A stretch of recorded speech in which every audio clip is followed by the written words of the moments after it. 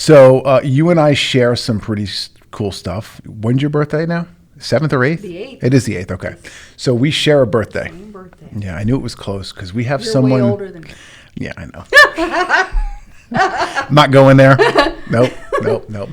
Chris Whitehead was in here before, and I was making fun of him about 75% of the podcast. Oh my God. But no, I'm not going to do that with you. That's funny. Mm-mm. Oh, you can try on. Nah. I see a lot of your. I know you can. I see a lot of your Instagram stories or Facebook stories you post up, and you're always giving little tidbits about Libras and this, that, the other thing. And I chuckle all the time reading those. I'm just like, oh man, it's so perfect. It's so me, true. Right? You're like, yeah. Oh, that's me. Mm-hmm. Yeah. Everybody that's a Libra, they're like, oh my God, that's me. How did they know? Yeah. It's it's so true. So Justin Shaner was in here. I know. You guys called me out. Oh, yeah, because a couple months ago at this point, Yep. maybe 2 months ago. Mm-hmm. And one of the first or second or third podcasts that he's done, and he sat right there in that seat, and we recorded and had a great conversation. And he's somebody who came in, courtesy of you and the introduction, and has just leveled up massively since he came in Big here, time. which is awesome to see. And he's just a great person. But he's like, you need to get Monica in here. And I'm like, yeah, you know what? I think I do. And I think he immediately sent you a message or called you or something. That. You guys sent me the little Facebook video. That's right. That's what it was. Right. Yeah. I'm like, all right, Yep. I'm coming in. I'll come in early. I'll get up at 3 a.m. to come here. Yeah, but you did it. You're here. Yeah. And we're in the middle of it right now, which is cool. Mm-hmm. So I don't think a lot of people have heard your story and what's transpired and what got you to where you are now.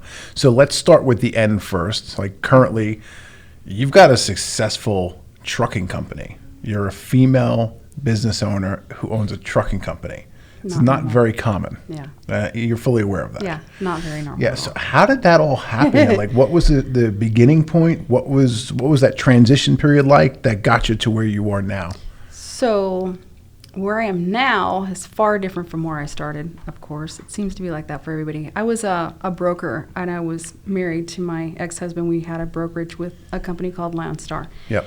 And then over the years, the carriers weren't very good. They would drop us for $1, and then you'd have, committed capacity for your customer, and then they're like, sorry, someone else is paying me more. And my ex-husband was like, you know what, why don't you go ahead and, open a trucking company? I'm like, no. I had rental property. I was investing in the stock market. Like, I'm all in on everything I seem to choose I want to do. So anyway, he had me start this trucking company. His name was not on it. Thank the Lord. That's the only thing he couldn't get. And so 10 years ago, I opened up Sugar Creek and haven't looked back. You had to have hit some serious roadblocks along the way. I mean, above and beyond what's now an ex-husband, but going back to it again, I don't mean to harp on this, and this is not a put down by no means, but you're a female who owns a trucking company. Yeah. That probably wasn't well received by a bunch of your, I don't even want to call them colleagues. Yeah, I don't have them. Yeah. They are... Actually, in the trucking world, trucking owners aren't really friends. It's interesting when I come here because there's people that are in the same industries and they hang together and everything. How many trucking companies do you know that are in the Apex group? I know one. Yeah. Elizabeth and Kenny. Mm-hmm.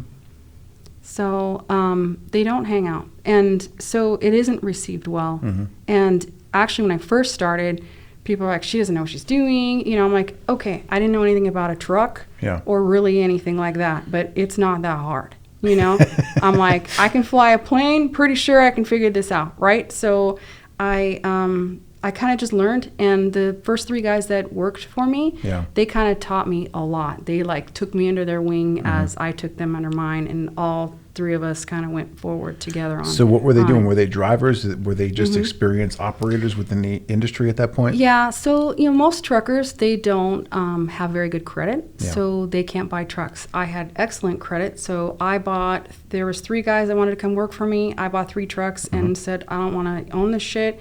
How do you buy it from me? So they leased them from me, and only one of them ended up keeping his. The other 2 gave theirs back.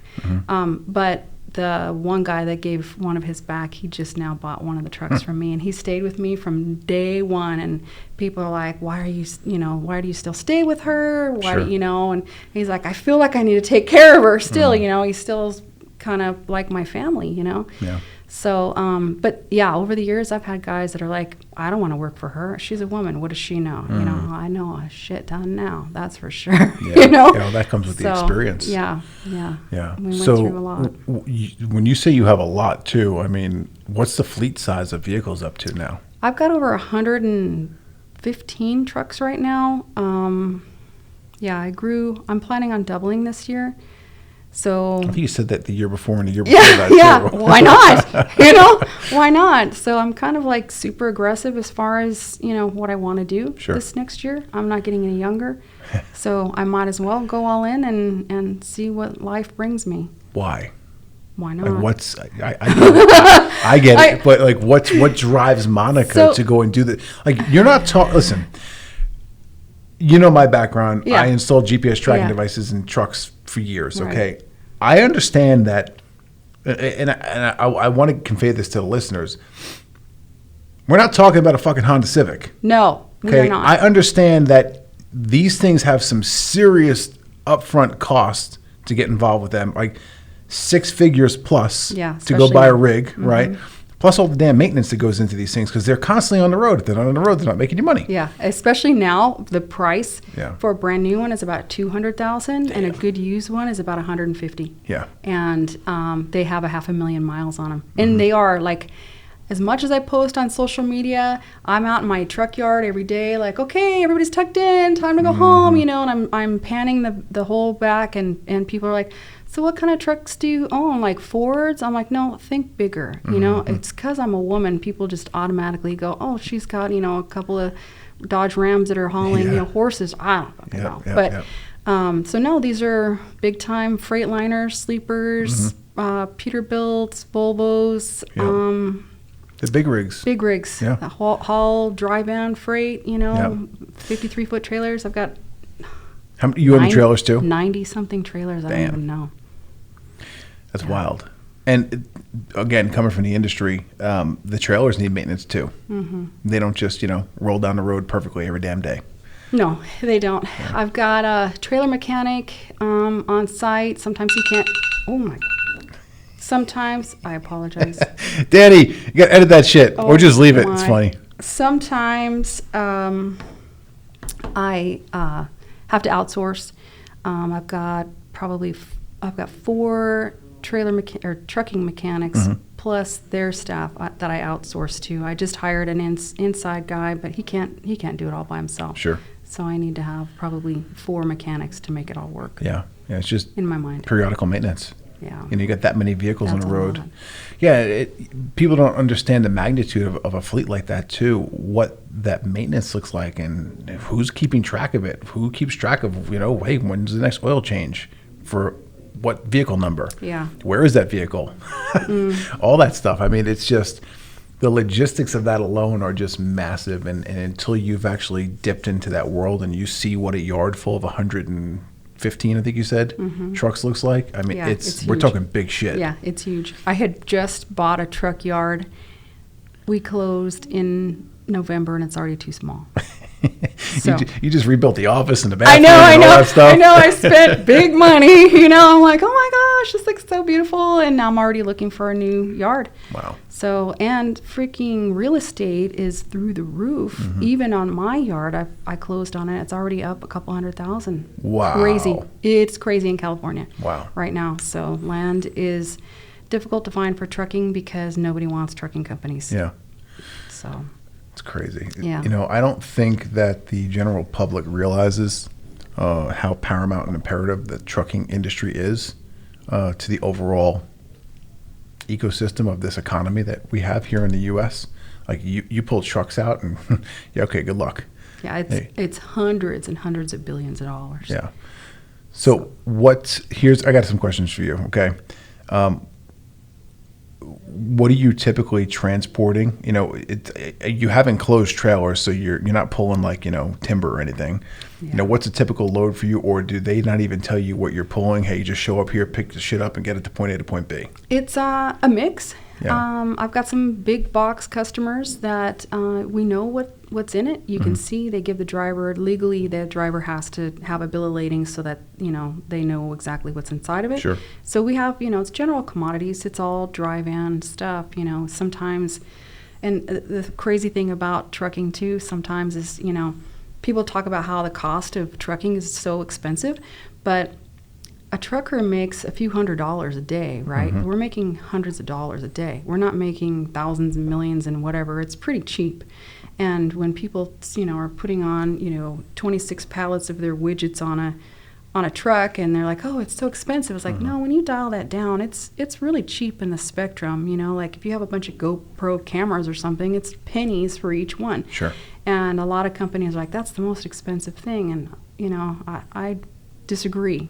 I know what my paycheck looks like, so I don't know why they say that. Yeah. It might be a big cost of their business, but it's pretty cheap for what it is. Yeah. So you've got several clients here that keep you quite busy, and you want to double in size, which means you need to sell more essentially. Yeah. So is the pipeline full with those sales ready to roll, or do you need to basically let me go buy more trucks and let me go sell more stuff so I can fulfill or fill up those trucks? So this is kind of the beauty of what I'm doing.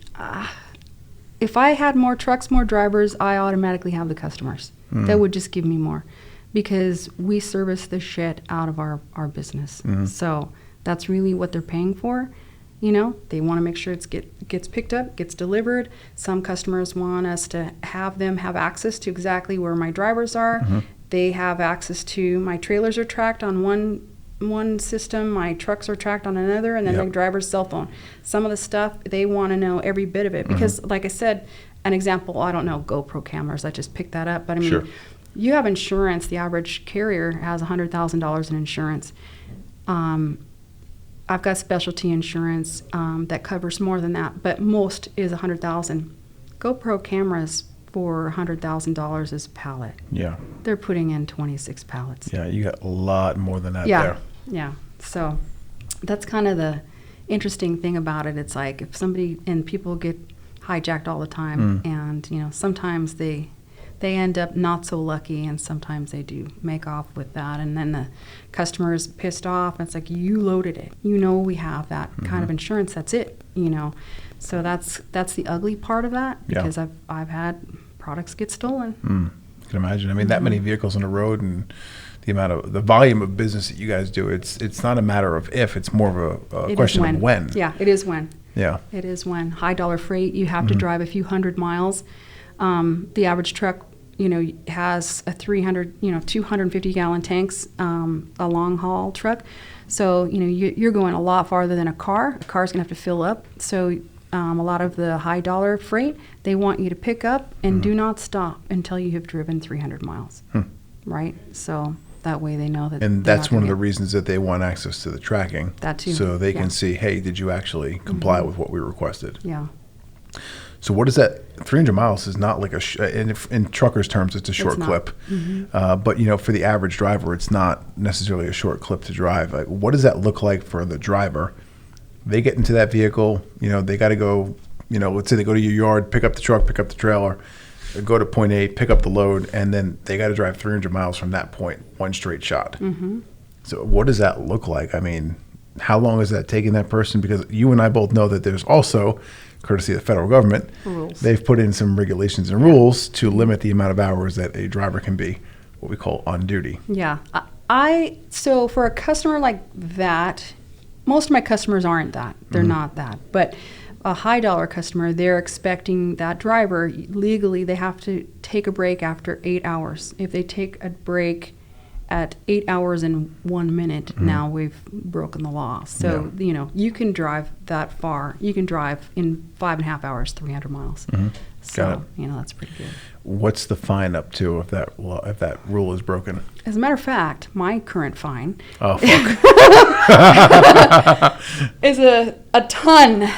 I'm dealing with, actually I have to make a phone call to them right now to see if I can wheel and deal, but I'm looking at a $27,000 fine for somebody who didn't have the hours corrected like that. So Right, so they went into their e-log, electronic log books for those listening, and they entered something that was either wrong or too many hours on duty, and the fine to you, the owner of the company, is $27,000. Yeah. That's one infraction. It was 3 total. 3 in total for the same driver. Thing. Yeah, same driver.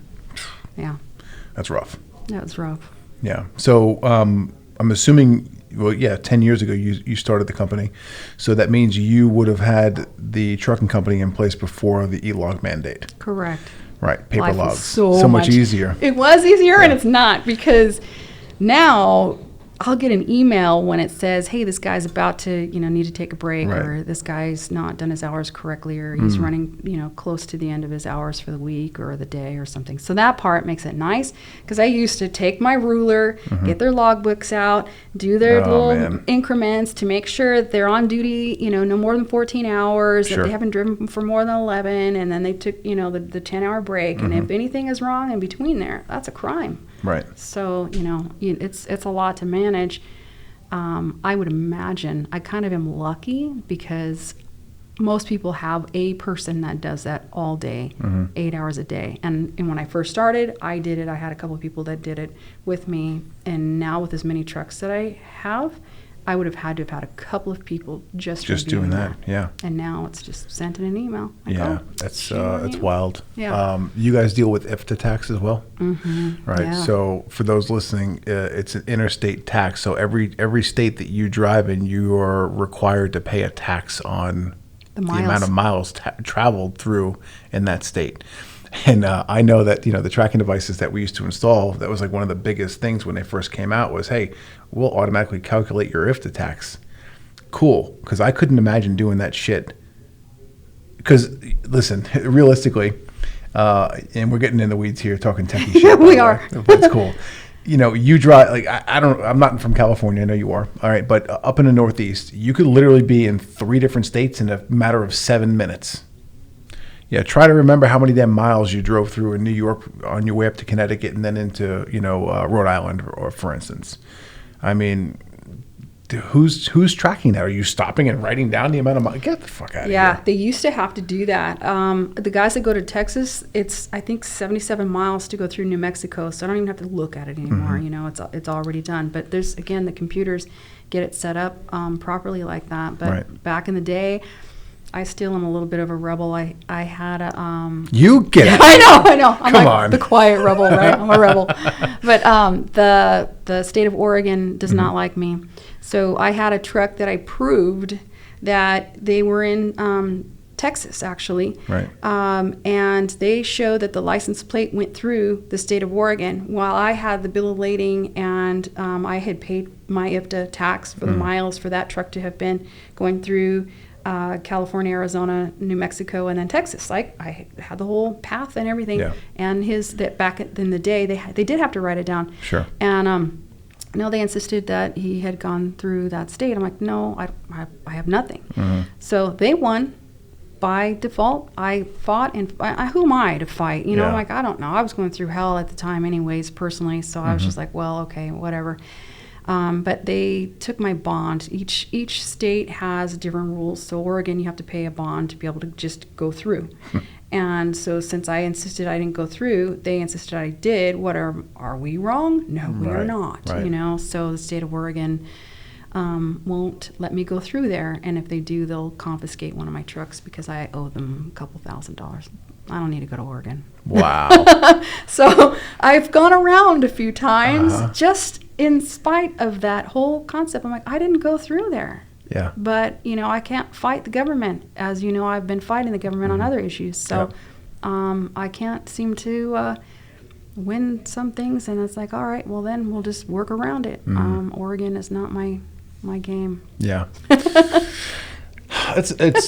It's disheartening, you know, like this is when your friends and family hear that you're starting a business and they tell you, oh, I've heard some scary stories, or this person, you know, fought this one, because this is the shit they're talking about, right? Yeah. And it takes a very special person, a very special fortitude, grit, determination to be able to deal with it. Because, I mean, the size of your business, the amount of team members you have, and the moving pieces and parts, and the fact that everything you do has to be documented. Yeah. That's a lot of fucking work. It's a lot of fucking work. And I'll tell you, you know, a minute ago when you're asking me what was my why, Yeah. I was like, you saw me when I was going through it. I was talking to an attorney on the phone, and I was like, oh my God. I came back in and shared it with people. Yeah. Right. And I'm like, oh my God, I don't know how to get out of it. I literally went home after that fly-in Friday, and I'm like, fuck it. I can retire. What am I doing? I don't need to do any of this shit. I have enough. Just, you know, I'm good. And then one of my friends talked me off the ledge, and he's like, you know, and this is the power of, you know, being in groups like this with people who understand that we can have days where you're fighting some government that wants to take you down because they're giving away all the money. They got to get it from somebody. So let's pick on, you know, Joe Schmo business owner, and we think that, you know, they aren't doing something right, so we're entitled to X because we're just employees working for the government, and you business owners, you know, owe it to us, or whatever I feel their take is on it. Yeah. You know, there was a couple of people that have taken it extra hard on me, and I'm just like, I don't know what I did to you guys or what's in your personal lives, but you don't need to talk to me that way. This is all, in the end, it's about money for the government. Yes, it is. So I took that and kind of went, all right, I got to get my why. Like, okay, all right. I still just, I don't know what it is. I've just got this burning desire that I want to just keep moving forward, you know. It's like I love what I do. So I guess that's really my why. You feel attached or responsible to 100%. the especially the team, not necessarily the business, but the people that work for you. I knew you were going to say that, 100%. It's funny, this industry is, like I said in the beginning, we had a carrier that, you know, took all of their trucks and left and went to somebody else, and that's kind of why I started doing what I'm doing. And really, the guys that are working for me, you know, they're like, oh my gosh, this is great. Like, I love this. They know what they're doing. I have several lanes, several customers that are big box customers that just give us the same lane, the same load, the same time every single day. I drop my trailers, my driver goes in, they pick them up, they drop a trailer, and off they go. And, you know, if somebody comes in and undercuts me, I'm gone. So, you know, over Christmas holidays, when my customers usually go, oh, Bert, guess what? I found somebody cheaper than you. We're going to give it to them. And then I'm sick to my stomach because I have 20 people that were relying on this business that don't have it. I'm like, oh my God. And they're like, woo, Merry Christmas, Happy New Year. And in my gut, I'm like, oh shit. How do I pull off 20 truckloads of freight for these people that are relying on me to have business for them, you know? And then it's like, and then I get this, all right, I got to hustle, you know? And it's like a used car thing, you know? I was talking to somebody in the lobby earlier about how you know, he was like talking about brokers, how he's like, I had no idea. It's like going into the stock exchange. You've got somebody going, hey, I got this for this price. Hey, that carrier's going to do it for that price. And, you know, like literally they're talking like that in the brokers' offices. And it's like that with me. I had a customer just was asking me to do something for some rate. And I said no. And really, I've watched a lot of people go out of business. I almost went out of business. Like, you cannot be the lowest priced person or you will go out of business because there's too many. Race to zero. Yeah. Too many unknown factors. Your truck, I bought a truck last year and a week later the motor blew. You know, like my mechanic checks it out and it looks beautiful and the motor blows. So, I mean, that's a $20,000 repair. Yeah. That's not for, you know, someone that makes a couple $100 a day. No. So, you know, you end up finding that for the drivers and the people that own their own trucks, like highly responsible for their livelihoods. So I totally align with that too, and I think you and I have talked about it. I know Danny Galvez, he talks about it often when he talks about me, like he introduced me on stage and shit. We've had a conversation where it's like, you know, as the leader of the company, It's your duty and obligation, not just for the person who works for you, but what most people from the outside look and say, oh, you've got, 150 employees, whatever it is. Okay. I never had a business that size, full transparency. My last company, I think I had, at my height was 25 people. That's still a lot of people. Still a lot of people. That's a lot. And it's not just the person who works for you that you're responsible for. It's, okay, cool. Let's call Joe Smith works for you. Okay. Character we just made up. Joe Smith works for you. He's married. He's got 3 kids, and his sick and dying mother also lives with him. Mm-hmm. They got 3 cars. They got a dog, and they got a cat. Guess what? Yeah. Oh, he owns a home too. That's all your responsibility. That hurts. Every single bit of it. So people think it's just that initial line of employees, whether it's 2, 25, or 100. No, motherfucker. This is you want to talk about pyramid scheme? Yeah. This is an entire pyramid that just keeps getting bigger and bigger and bigger the further it goes. Yeah. Yeah. Right? As the leader, that's your responsibility. So, when you lost those 20 loads of freight, like, I totally get that. It's not just the 20 dudes or 20 drivers you got working for you. It's everyone else under them that you're also responsible for. Yeah. And the odd thing about trucking too is most of the men and women that work, they're supporting their families. Mm-hmm. They have, I think, by far the worst, how do I put this without sounding horrible? I feel like I'm like the advocate for truckers, because who wants to work 14-hour days mandatory every single week, 6 days a week, week in, week out? What kind of a Regardless family? of the weather. Yes. What kind of a family life do you have? So the mom can't really work because she's got to pick the kids up. She's got to cook. She's got to run errands while he's out earning a living for their family. So, usually it's just a one income earner. And, like you said, I know most of these guys' wives, their family, I'm the sugar mama. That's the Sugar Creek sugar mama, connotation. So a lot of them call me sugar mama, I got sugar grandbabies, the sugar kids, and it's what it is. And it is kind of like that. Guys that have worked for me for years, they've seen me go, up, down, and they get it too. I have a lane that I keep for one of my drivers that I make hardly anything on. But it pays for his family. So you keep it there because you understand the responsibility. Yeah. Yeah, I get that. Worth it. But that's the kind of shit that comes back to you later in life when you least expect it. Yeah, because it's not all about money. No, it's not. It's not. And that person, they may be the best truck driver on the planet, but they don't understand the marketing or the sales or how to go out and get their own client or customer. Yeah. So, okay, cool. Me as the owner, I'm going to come in here. I'm going to help you do that. I'm going to take a small cut of it, and the rest of it's yours. Yeah. Yeah. And that's what it is. And people don't understand it too, like on the flip side of it. I've had truckers come in and, I have owner operators that own their own trucks too, so they're not all just mine. And they'll come in and I'm transparent. I'll let them know, here's how much I earn, here's how much you're going to get. And, like, oh, no, you take too much. Okay, well, out of my percentage, you're getting a staff, you're getting dispatchers, you get to park for free, you get this for free, that for free, I file your taxes, I file this, file, everything for you out of that percentage.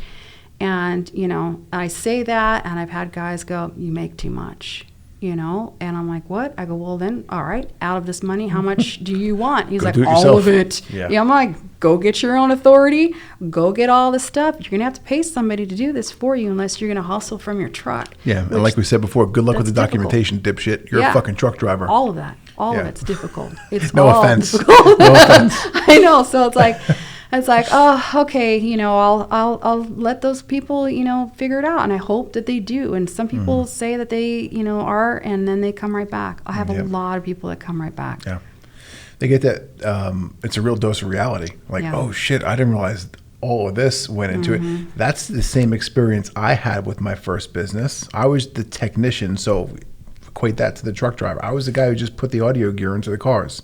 I was really good at it, so I figured out. I know more than a boss. Fuck it, I'll go up my own business at 21 years of age, $300 cash in my pocket. Started that business, and it was around barely for 5 years before I crashed and burned that sucker to the ground. Yeah. But I went in there knowing the technical role only. And when I got there, it was like, oh shit, I got to pay sales tax? Fuck, I guess I should hire an accountant. Oh, we got to pay the gas bill? Oh, I didn't realize that they actually charge you more money for commercial cable and phone lines than they do for residential. So the first company that I had from being an employee, it was Memorial Weekend. I'm like, woo, everybody gets to go home for Memorial Day. That's awesome. And then, come payroll, I didn't pay them for the day. And they're like, what? Why aren't you paying me? I'm like, oh, I don't know. I think the government pays you. I didn't know I was supposed to pay them for having fun on Memorial Day. Oh, that's just a perk I get to pay out of my pocket. I did not know that. So everyone's looking at you like you're the bad person. I was. Yeah. I didn't know, So you do learn a lot of shit along the way. That's it's you look back at it, you're like it's common sense at this point, or what you would think is common knowledge. But when you're first starting, there's so many of those little idiosyncrasies that you're just not aware of. Yeah, I didn't know. There's a lot. There's it really, no matter what business you're in, it's really, you can go and listen to everybody and learn everything, but a lot of it is the school of hard knocks. No matter what, and the whole thing here is like, okay, if you learn how to build your machine, you know how to do this, you will avoid all of these steps. Not necessarily. Yeah. Sometimes things come at you that aren't in a lesson. Correct, and a lot of times they're industry specific too. Yeah. Like some of the IFTA tax and e-log crap. Like I only know about that crap because I put the electronics in that recorded that data. But that's very specific to the vertical of over-the-road trucking. Yeah. Right? And not every industry is going to have the same issues.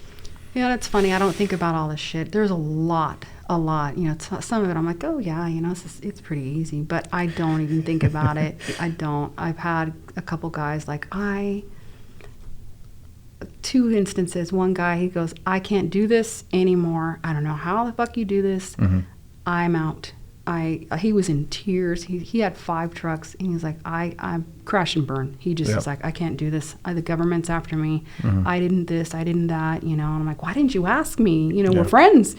And he's like, I thought I had it. And then, when the government comes down on you, they've come down on you. Yesterday, the government took all of my money from my bank account. Oh, fuck. What do I do? Like, okay, well, shit, you have your money now. So I can't fight it. So I can fight it later, but, my money is gone. And that shit is devastating. That happened to me in the heat of my most broke, and they took money from my account, and I'm like, well, guys, I don't have money to pay you now. I didn't have any savings. So, I almost lost it all because of that. So, you learn that you have to save a shit ton of money in case of stuff like this. Mm-hmm. The government comes up with some plan, and that's it. It was the same issue I had with the EDD with the state. Mm-hmm. So I'm still fighting with them, and they're like, we're still going to come collect the money. I'm like, I 1099 my people. I don't know how this guy thinks he can whatever. And then they're like, oh, how many trucks do you have? How many people? How many? Like, oh, times 1,000,000. And then they're like, okay, well, looks like you lose. And that's it. So, it's like, all right, you got my money today, but I can make some more tomorrow. Well, it's the winning mindset. As much as it sucks going through it, you know that, hey, I know what to do to make that back and then some, motherfuckers. Yeah. Not mother trucker, by the way. Yeah. So what, it's a road you've been down before, but what was that initial lesson learned? Like, if you had to put a percentage amount on it, is, okay, if I make $100, how much of that $100 goes into a savings or a rainy day fund?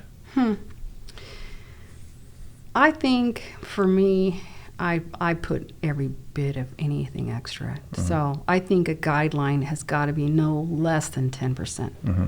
But I literally put way more than that. Yeah. I'm probably more of a 50% person, maybe more. Yep. I can't deal. It stresses me. This is stressful enough for most people to quit and just be done.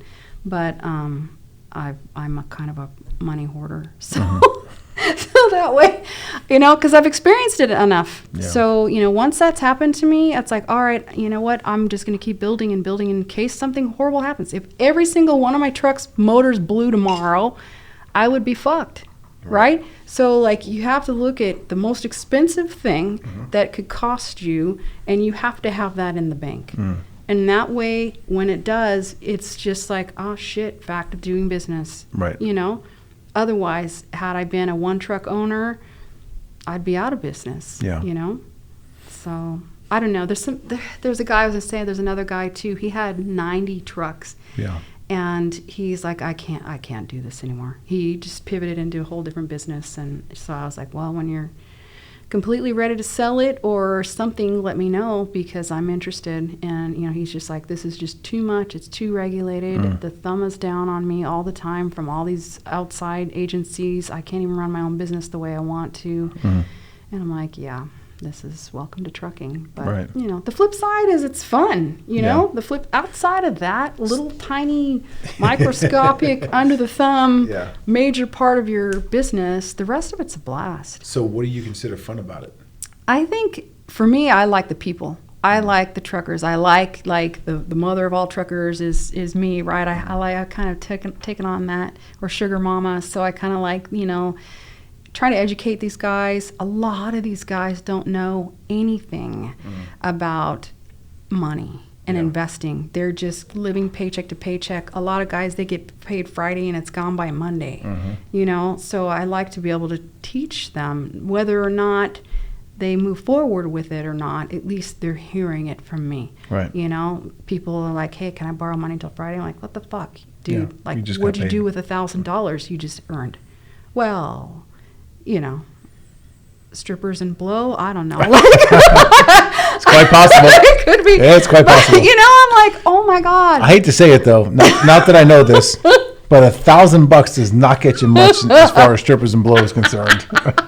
It gets you through about a short period of time.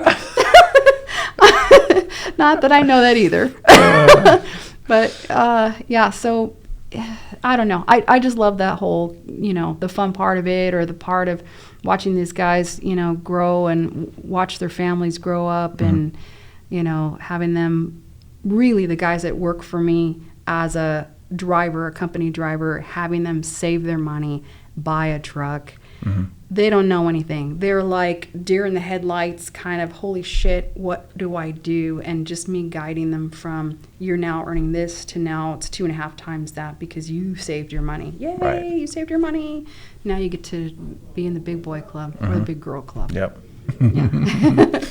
Yeah, that's something that's really cool, and I think it's imperative too for business owners to understand that there comes a point, and I think this is not even that there comes a point in time. This is just how it should be at all times, especially in a leadership position. It's your duty and obligation, in my opinion, here, to continuously coach your people. And a lot of times that coaching is, hey, this is not how you work the new software. This is not how you work the new process we developed. It's, you know, hey, this is how you get better at X. And sometimes that's personal finances, sometimes that's relationships, sometimes that's, you know, insert whatever it is that they're struggling with.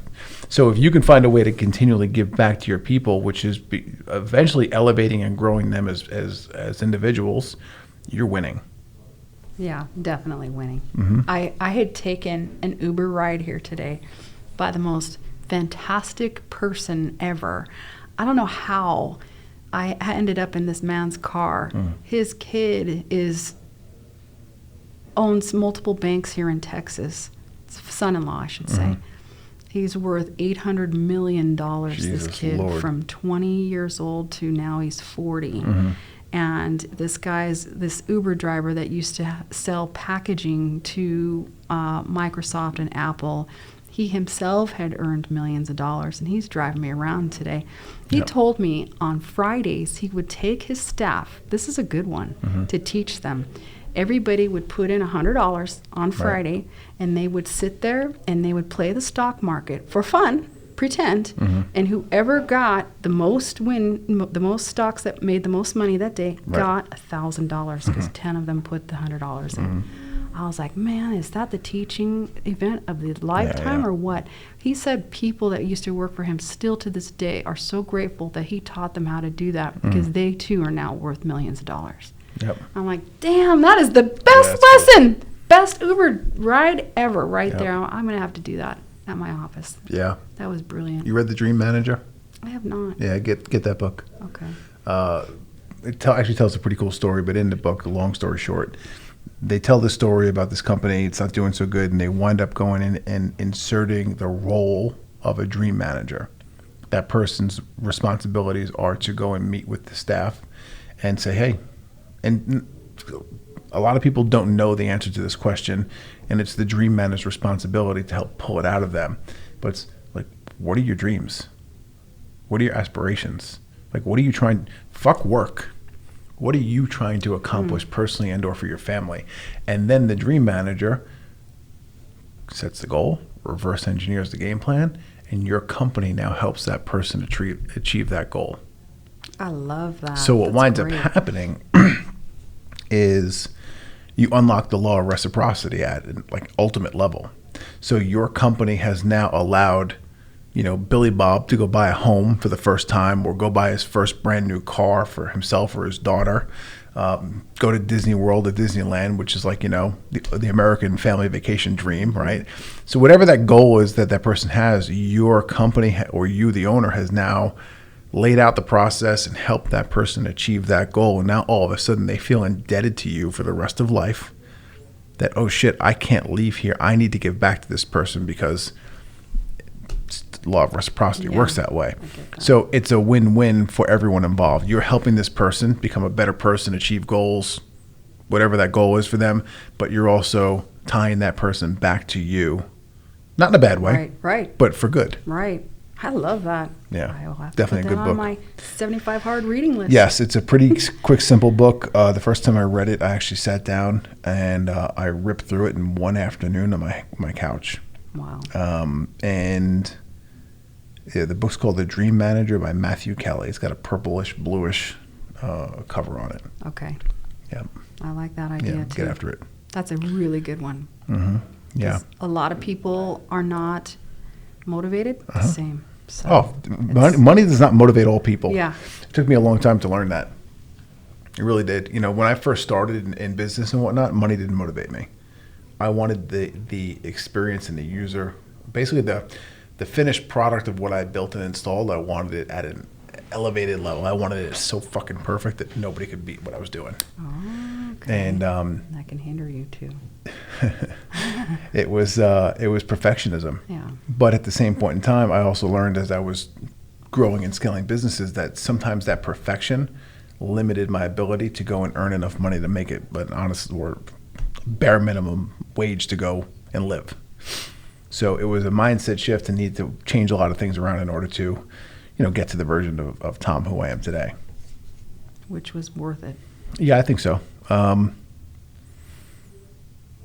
was big, massive changes. I was the guy, if I wasn't the one pushing the button in the business, it wasn't done the right way. That's a tough one. Yeah.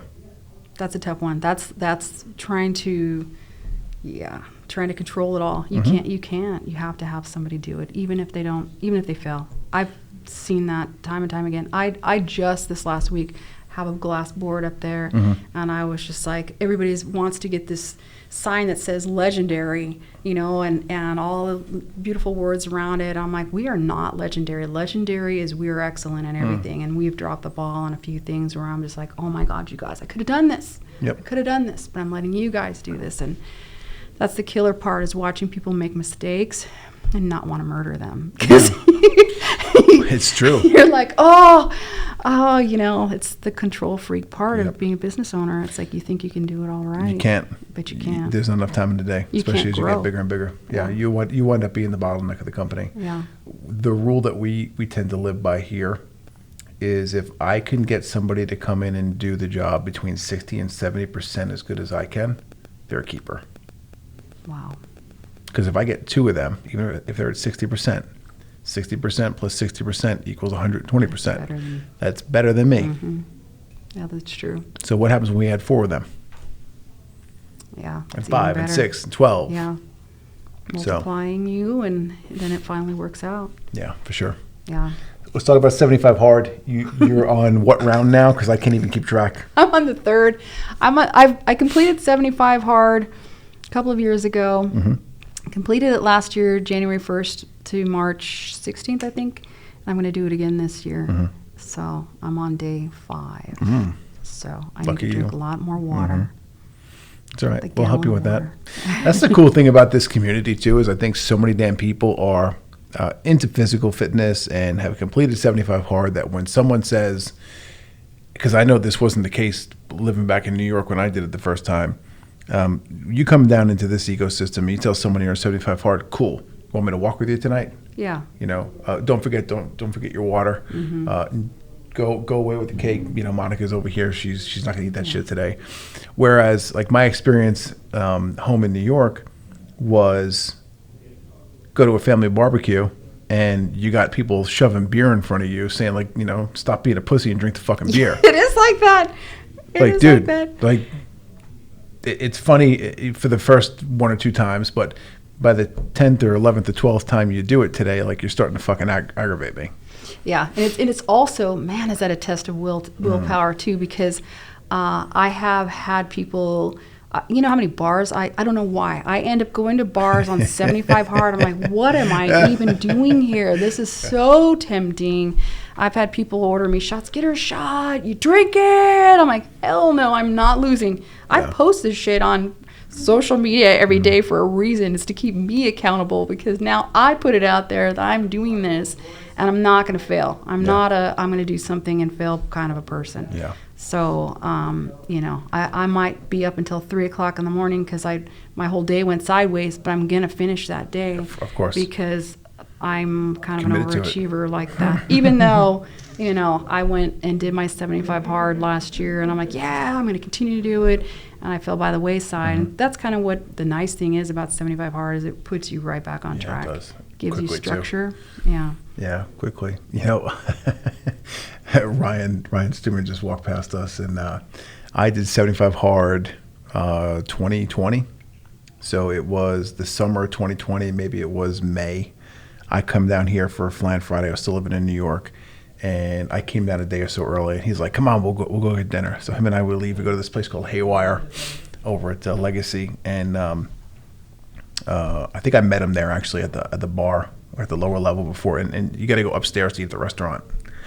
And I was ordering pint glasses full of club soda because I already drank my gallon of water that day. And I don't know. I really enjoy drinking water, but it comes to a point in time where I'm like, I just need something else. Yeah. So cool. I'll take the club soda, 0 calories, put some fresh lime juice in there, good to go. And I mean, I probably had 5 or 6 of these things just standing there talking to him, waiting for the table to be ready. And he looks at me, he's like, bro, you gonna be okay? I'm like, yeah, why, what's up? He goes, you're drinking those vodka sodas like really fast. Like, dude, if I slug back 5 or 6 vodka sodas like that, pint glasses, I'd fall the fuck over right now. Like, I'm a big guy and all, but no. That's funny. Yeah. So he's like, oh, I forgot you were 75 hard. I'm like, yeah. So. You know what? On purpose, I've ordered those because it looks like I'm drinking a drink, so people will leave me alone. Yes. That's a pretty slick trick that I learned a number of years ago. Stuman's got a rule on it too, where it's order a double size glass, but only put a single shot in there. So the rest is club soda. The other way that I do it is I'll order a vodka soda to kick the day off, so people see you and you kind of break that social ice, and then you go back to the bar and you just order a club soda with a lime, and nobody knows the difference. I've even gone to bars where I know there's going to be massively heavy drinking, and I can drink. So I would be like to the waiter or the bartender and be like, I'm going to get 1 drink and 1 drink only. Here's a big fat tip. Don't let anybody order me anything. And if they do, just give me club soda and a lime and call it a day. I don't, because I'll just say, yeah, I'll have another one before I know it. I'm like, oh, okay, this is really, really bad. So, you know, I've had a few people that actually listened, and I've had people that still kept feeding me alcohol. And I'm like, no, I don't want it. Yep. So I get it. That's the fun part of 75 hard. I agree. You know, it's one of those things that I think, especially people who've done it and been through it before, you need a reset every so often. Yeah, 100%. Yeah, and that reset comes in, and you're like, oh fuck, like you said, you get dialed back in real fast. Like, oh, okay, I know what the routine's like. We can do this. Yeah, I know better, so that's why I'm like, I can't fail. You know, my nephew was telling me the whole psychological effects of, you know, I bought an advent calendar that was from Costco that was wine, a half a bottle of wine every day, right? And so for 24 days, half a bottle of wine. So he was like, so when you drink that much and then cold turkey shut it off, you are not going to be statistically successful to be able to complete all 75 days. And I'm all, watch me. You know, we're in the office arguing and everybody's hearing me. I'm like, watch me. Yep. I will do this. I know it's cold turkey, but I'm doing it. So he says he's doing 75 soft. He'll work out once and he won't drink alcohol. So that's a good thing. That's cool. Yeah, I'm a big fan and proponent of it. I'm due for a reset myself. Excuses here. It's a mindset. Fully transparent. Excuses here. I'm going to Cabo at the end of this month, and I am not going for work. Heck yeah. Start after. That is the plan. So I'm going there. Drewby's actually coming too, and basically everyone who's in the Goon Squad, we rented a nice house down there, and we're going for 2 or 3 days. So I'm going to fly down there, have a couple of adult days, no kids around, spend some time with my wife, and I'm going to have some adult beverages and tacos. That's not on the 75 hard it's diet. It's non-negotiable. But when we get back, one of the goals that Jen and I set for ourselves this year in 2022 was to complete 75 hard together. Oh, good. So when I did it originally, she was pretty damn close to doing it. Like, she didn't do it or commit to it, but it's funny. Don't take this the wrong way. You're like, I rubbed off on her. Okay. Like, my actions that I was doing inspired her to change some of her actions and habits. That's good. So I go into 75 hard. She's like, yeah, I'll pretty much not drink with you. And I think by day 60 or 65, one of her girlfriends came over and they were popping the wine open. Cool. Appreciate it. I didn't care at that point. I'm like, I'm so close to being done. Yeah. I refuse to. Yeah. And she worked out at least once a day the entire time. That's good. Right. Yeah. And she still had 3 kids to manage and my asshole dog and everything in between. And of course, dealing with me. But because I took those actions, I saw it also hit my circle. Right. So it's like your circle of influence, right? It hit the people around me and I influence other people to go do it. And it's funny because that's how 75 Hard passed on to me. I had known about it for a long time and was like, I don't know. Yeah.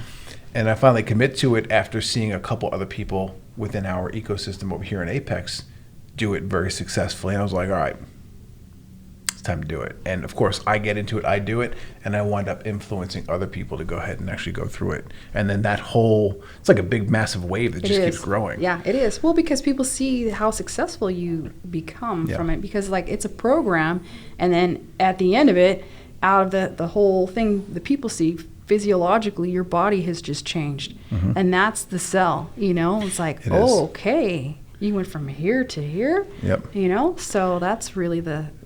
But the funny thing is this, and you'll probably agree with this statement. What you see on the outside is almost microscopic compared to the inside changes that happen to you. At least that's how it was for me. Agreed. Like, yeah, I changed on the outside, my physical appearance, you know, lost weight to look better. Cool. But I became a much stronger person mentally. Agreed. And you can't take that away. Ever. Yeah. Yeah. It changes your whole mindset. Even though I fell off the wagon, my mind is different. Yeah, for sure. I definitely have less patience for excuses and bullshit. Yeah. I never really had much patience for that to begin with, but going through 75 hard definitely.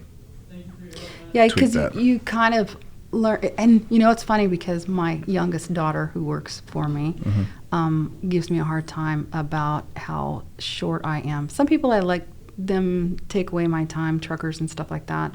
Some people I'm like, hard no, I gotta go, you know. And I learned it from that. Like, I really started to realize, like, the more that I let someone talk to me or take time away from my vision of what I needed to do and my purpose, the more it derailed my day. And I would be exercising at 3 a.m., like I said, and the day doesn't end until you go to sleep. It doesn't end at midnight. It ends when you're done. So if you fuck up and you're, wasting your day, you got to go here, go there, and then all of a sudden you're out there walking, doing your outdoor workout, then you start to realize, like, shit, I just screwed up my day. And the next day's harder because you still have to, start over within a couple of hours. And, it's like, all right. So now tomorrow I'm not going to do this because I know I have to complete these things. And so it really it gives you the structure to be able to know these are the things I have to accomplish. And then you don't falter from that little section of getting your day done for you. Otherwise, the rest of your day is screwed up. So I start to realize, like Ed Milet talks about his mini days, and I start doing like the hardest shit first. I want to get that out of the way and do that. And I'm like, my mini days are like someone's week. It's like, okay, I'm getting all this shit done. And, it's like between Andy and Ed, I was like, okay, my life is dialed in here. Even though my exercise wasn't for a while. That's the good part about it. Yeah, it's pretty powerful stuff. I'll tell you what, my tolerance for bullshit definitely diminished further. But I was pretty structured at that point with my time, but I had to get better with it. And I also was much more intentional about putting up boundaries so people couldn't come in and fuck up my time.